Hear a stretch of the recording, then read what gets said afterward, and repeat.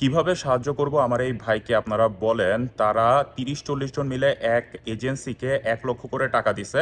এখন নাকি company Laapataa. Office বন্ধ করে তারা নাকি জার্মানি ভাইগা গেছে।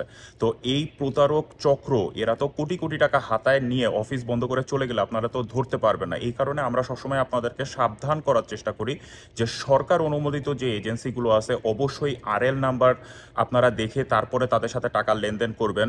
একটা কথা আছে না, সস্তার ৩ অবস্থা, জিনিসটা হইলো তাই। আপনি যারা প্রতিষ্ঠিত কোম্পানি অবশ্যই তাদের মাধ্যমে গেলে আপনাকে বেশি টাকা খরচ করতে হবে। এখন ১-২ লাখ টাকার ডিফারেন্সে একটু কমে আসতে যে আপনারা তো ওই যে সস্তার ৩ অবস্থা সেই অবস্থায় পড়ে গেছেন আপনারা।